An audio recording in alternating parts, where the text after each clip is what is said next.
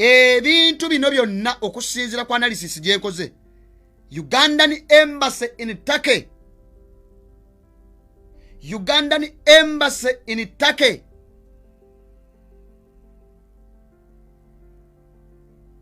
eri involved mu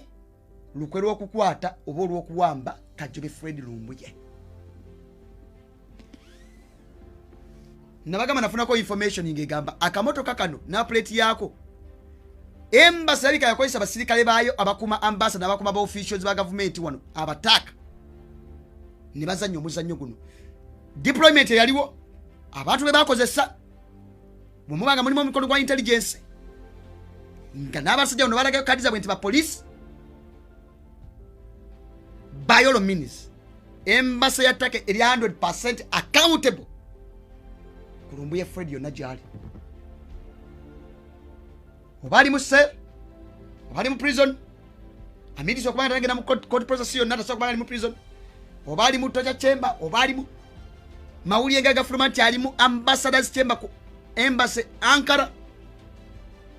Teba kulimba omuzannyo gwonna embassy ya Uganda wano ekimanyi bulungi nnyo. So nabaga nja kubeera brief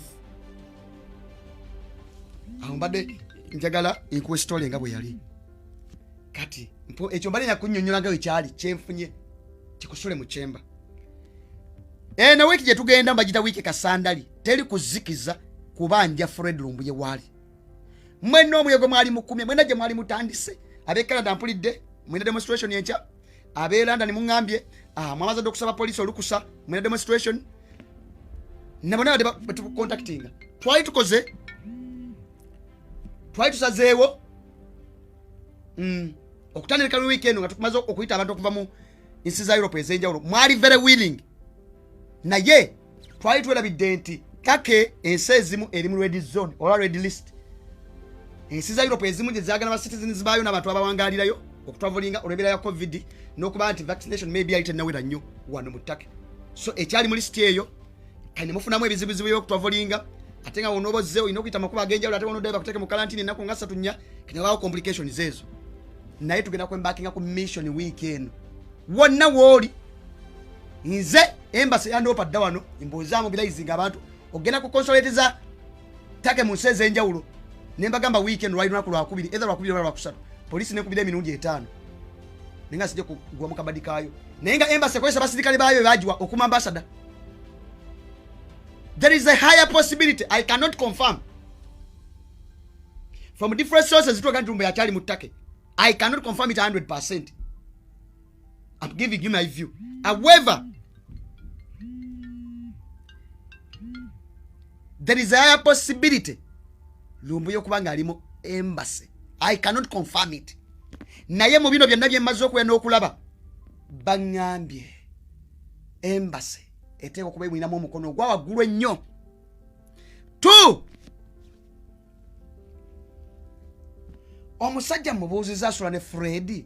mu analysis n'okusoma embeera yonna nga bwe yali ne wiiki eyo bino nga tebinnagwawo wali owangala n'omusajja ono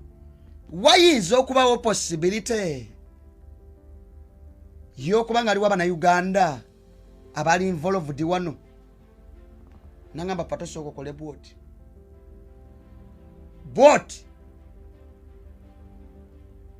nasooka nawunzika omutwe nangamba sooka okole bwoti nangamba byonna byemukola mbadde mbalaba mbadde mbawulira kino nga mbeerako nembalaba sometimes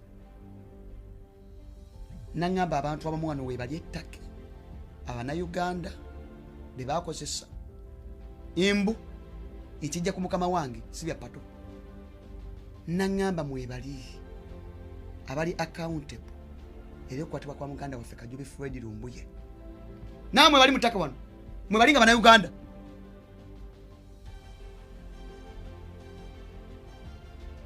ne mugambe nayo nsonga nkulu nnyo yakulowoozaako so embeera bweti bwe yali baganda bange kyekyo ekiriwo ebisigale bye tugenda okuzzaako nabye banyonyodde ku lunaku ndowooza yesaleba 1 eno wiki egenda kubeera yakasandali sina kyengenda disclosing kubanga mmanyi waliwo abasabotaginga process yonna gye tukola mbamanyi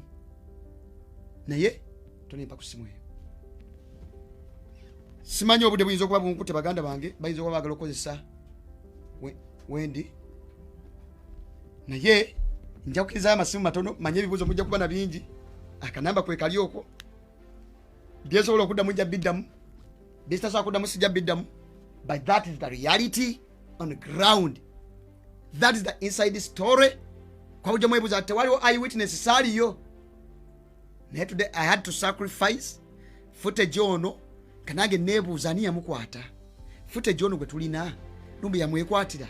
yakwatibwa different tulowooza yakwatibwa lwakubira omusajja bamukwata biki mwalimu lwaki yakuba ndulu lwaki yakola atya omusajja nannyonnyola kyonna ekyaliwo asula ne Lumbuye gyali mu nnyumba gyali asula ali mu kutya naye nga webibannyonnyodde mukama wange wabiŋŋambye manyi mwina konsani nyingi nnyo ebibuuzo bingi nnyo biki suggestion nyingi nnyo osobola okuteesaayo mu ddakiika zinga 5 oba ku 10 then tujja kuba tuliyita obunaku ennamba yange kweri bebyaliwo baganda bange tugenda kulwana masajja nabagaye there is no single individual there is no single institution there is no single entity agenda okucompromisinga ekyo kibabuulira manye embasi yataddewo double plot bali mukumpe jawo ne wali naye tujja kuyiwawo omubiri paka Fred gavuddeyo. Hello kale mukama wange naye nze mbadde mbuuza lwaki abannayuganda bali ettaki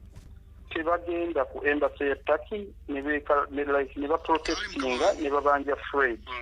Ekyokubiri twagala okulaga ambasada wa ttaki twagala ambasada wa Uganda mu ttaki twagala okumulaba otulage n'abakozi abakola mu ttaki.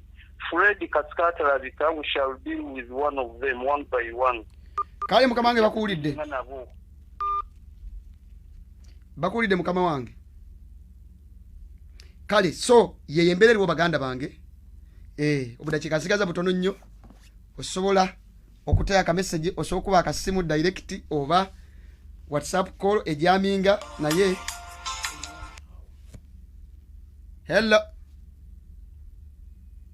hello mukama wange hello oyo ndaba ali Uganda network ndoze mutawanya so baganda bange embeera bwetyo bwetambula embeera yeyo eriwo sina kyemba kwese sina kyemba gambye kyembadde mbagamba olwaleero ebadde information. Hello oyo ali Uganda network mutawanya namba yenjiraba so